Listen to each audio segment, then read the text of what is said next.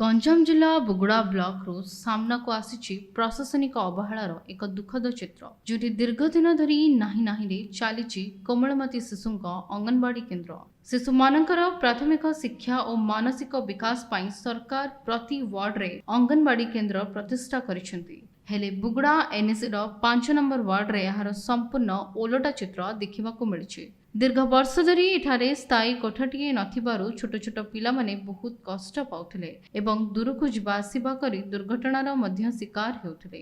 ଏହି ସମସ୍ୟାର ସମାଧାନ ପାଇଁ 2023 ମସିହାରୁ ସ୍ଥାନୀୟ କାଉନ୍ସିଲର ଓ ବରିଷ୍ଠ ନାଗରିକ ସହାୟତାରେ କେନ୍ଦ୍ର ନିର୍ମାଣ କାର୍ଯ୍ୟ ଆରମ୍ଭ ହୋଇଥିଲେ ମଧ୍ୟ ତାହା ଅଧାରେ ଅଟକି ରହିଥିଲା। ଶେଷରେ ସ୍ଥାନୀୟ ଲୋକଙ୍କ ମିଳିତ ଉଦ୍ୟମରେ ଏକ ନୂତନ ଗୃହ ନିର୍ମାଣ ହୋଇ ଗୃହ ପ୍ରବେଶ କରାଯାଇଛି।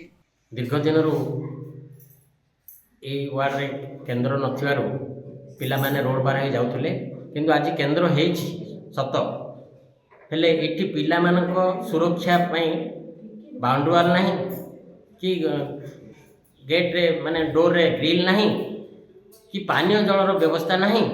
ପାନୀୟ ଜଳର ବ୍ୟବସ୍ଥା ହୋଇପାରନ୍ତା ଯଦି ବିଦ୍ୟୁତୀକରଣ ହୋଇପାରନ୍ତା, ସେଇଟା ବି ହୋଇପାରିଲାନି। ଲେଟ୍ରିନ୍ ଭଲ ଭାବରେ ହେଇନି। ଆଉ ରୋଷେଇ ଘର କଥା ଆପଣମାନେ ଦେଖିକି ଯାଆନ୍ତୁ। ଏଥିରେ ପିଲାମାନଙ୍କର କ'ଣ ଆଉ ଲାଭ ହେଲା? ପିଲାମାନେ କେମିତି ଉପକୃତ ହେବେ? ତେବେ ଦୁଃଖର ବିଷୟ ହେଉଛି ଏହି ନୂତନ ଗୃହରେ ପିଲାଙ୍କ ପାଇଁ ନା ଅଛି ପିଇବା ପାଣିର ସୁବିଧା, ନା ଅଛି ବିଦ୍ୟୁତ ସଂଯୋଗ, ଏପରିକି ପିଲାଙ୍କ ସୁରକ୍ଷା ପାଇଁ ପାଚେରୀ ଓ ଗ୍ରିଲ୍ ବ୍ୟବସ୍ଥା ମଧ୍ୟ କରାଯାଇ ନାହିଁ। ଏହି ଅଭ୍ୟନ୍ତରୀଣ ଅପବ୍ୟବସ୍ଥା ନେଇ ସ୍ଥାନୀୟ ଲୋକେ ବାରମ୍ବାର ଗୁହାରି କରୁଥିଲେ ମଧ୍ୟ କୌଣସି ସରକାରୀ ବାବୁ ଏହାକୁ ଶୁଣୁନାହାନ୍ତି। 5 ନମ୍ବର ୱାର୍ଡର କାଉନ୍ସିଲର ଭାଗ୍ୟଲତା ମହାନ୍ତିଙ୍କ କହିବା ଅନୁସାରେ ଏନ୍ଏସି କାର୍ଯ୍ୟବାହୀ ଅଧିକାରୀ ସିଡିପିଓ ପରସ୍ପର ଉପରଙ୍କୁ ଦୋଷ ଠେଲି କେବଳ ସମୟ ଗଢ଼ାଇ ଚାଲିଛନ୍ତି। ମୁଁ ଶ୍ରୀମତୀ ଭାଗ୍ୟଲତା ମହାନ୍ତି 5 ନମ୍ବର ୱାର୍ଡର କାଉନ୍ସିଲର। ଏଠି ଯେଉଁ ଆମର ଉଦ୍ଘାଟନ ହୋଇଥିଲା 2023 ମସିହାରେ ଆମର ପୂର୍ବତନ ବିଧାୟକ ଶ୍ରୀଯୁକ୍ତ ଶ୍ରୀକାନ୍ତ ସାହୁ ମହୋଦୟଙ୍କ ଦ୍ୱାରା ଉଦ୍ଘାଟନ କରାଯାଇଥିଲା ଆମର ଅଙ୍ଗନବାଡି କେନ୍ଦ୍ର, କିନ୍ତୁ ଘରର ଭିତର ଉନ୍ନୟନ ଯେକୌଣସି କାର୍ଯ୍ୟ ସବୁ ସମ୍ପୂର୍ଣ୍ଣ ହୋଇନଥିଲା। ତେଣୁ ମୁଁ ବାରମ୍ବାର ଅଭିଯୋଗ କରିବା ସତ୍ତ୍ୱେ ମଧ୍ୟ ଇଏ କେନ୍ଦ୍ର ଖୋଲାଯାଇ ପାରିନଥିଲା। ବାରମ୍ବାର ଆମର କାଉନ୍ସିଲ ବୈଠକରେ ଆମର କାର୍ଯ୍ୟନିର୍ବାହୀ ଅଧିକାରୀ ମହୋଦୟ ଆମ ସିଡିପିଓ ମ୍ୟାଡାମଙ୍କୁ ମଧ୍ୟ ବାରମ୍ବାର ଏ ବିଷୟରେ କହିଲି, ତଥାପି ମଧ୍ୟ ସେ କୌଣସି ପ୍ରକାର ପଦକ୍ଷେପ ନେଇନଥିଲେ। ତାପରେ 2024ର ସାଧାରଣ ନିର୍ବାଚନରେ ଆମର ଶ୍ରୀଯୁକ୍ତ ଗୋପାଳାନନ୍ଦ ମଲ୍ଲିକ ମହୋଦୟ ମନ୍ତ୍ରୀ ମହୋଦୟଙ୍କୁ ମଧ୍ୟ ସେ ଆମକୁ ବାରମ୍ବାର ତାଙ୍କ ନଜରକୁ ଆଣିଲେ ଯେ ଆମର ଅଙ୍ଗନବାଡି କେନ୍ଦ୍ର ଖୋଲିଯିବା ସତ୍ତ୍ୱେ କିନ୍ତୁ କିଛି ଆମର ଯେଉଁ ଅସମ୍ପୂର୍ଣ୍ଣ ରହିଛି ତା ଦ୍ୱାରା ଆମର କେନ୍ଦ୍ରରେ ପିଲାମାନେ ବସିବା ଉପଯୋଗୀ ନୁହଁ। ସେ ମଧ୍ୟ ନିର୍ଦ୍ଦେଶ ଦେଇଥିଲେ ଯେ ଅତି ଶୀଘ୍ର ତାର ସମ୍ପୂର୍ଣ୍ଣ କରାଯାଉ, କେନ୍ଦ୍ର ଖୋଲାଯାଉ।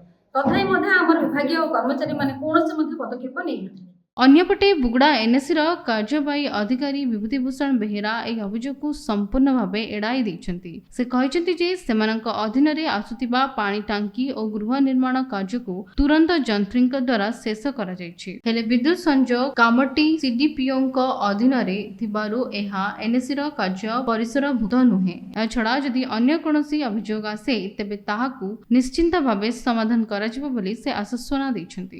ପ୍ରଥମ କଥା, 5 ନମ୍ବର ୱାର୍ଡରେ ଯେଉଁ ଅଙ୍ଗନବାଡ଼ିଟି ଅଛି, ସେ ଅଙ୍ଗନବାଡ଼ିଟି 2023 ମସିହାରେ କମ୍ପ୍ଲିଟ୍ ବୋଲି ଦିଆହେଇଥିଲା। ତାକୁ ପୂର୍ବତନ ଏକ୍ଜିକ୍ୟୁଟିଭ୍ ଅଫିସର ଥିଲେ, ତାକୁ ଏଜେନ୍ସି ଦ୍ୱାରା କମ୍ପ୍ଲିଟ୍ ହେଲା ପରେ ଆକର୍ଡିଂଲି ଏକ୍ଜିକ୍ୟୁଟିଭ୍ ଅଫିସର ମଧ୍ୟ ତାକୁ କମ୍ପ୍ଲିସନ୍ ଦେଇଥିଲେ ଏବଂ ସିଡିପିଓ ତାକୁ ଆକର୍ଡିଂଲି ତାକୁ ଗ୍ରହଣ ମଧ୍ୟ କରିଥିଲେ। କୌଣସି ଅଭିଯୋଗ ଆସିନଥିଲା। ତାପରେ ତତ୍ପଶ୍ଚାତ କିଛି ଦିନ ପରେ ଆମର କିଛି ସହୃଦୟ ବ୍ୟକ୍ତି ଆଉ ଆମର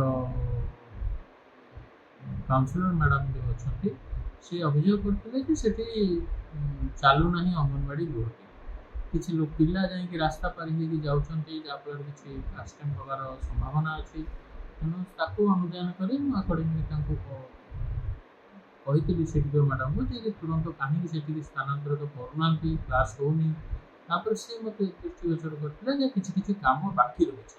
ପ୍ରାକ୍ଟିକାଲି ଆମେ ଯାଇକି ଆମର ଯନ୍ତ୍ରୀ ମହୋଦୟଙ୍କୁ କହିଥିଲି, ନିଜେ ମଧ୍ୟ ଯାଇଥିଲି, ସେଠି ଦେଖିଥିଲୁ କିଛି କିଛି ବକେୟା କାମ ରହିଥିଲା, ଯେମିତି କବାଟ ଲାଗିନଥିଲା, ଝରକାରେ ଗ୍ରିଲ୍ ଲାଗିନଥିଲା, ଆଉ ପାଇପ୍ କନେକ୍ସନ୍ ପାଣିର ସୁବିଧା ନଥିଲା।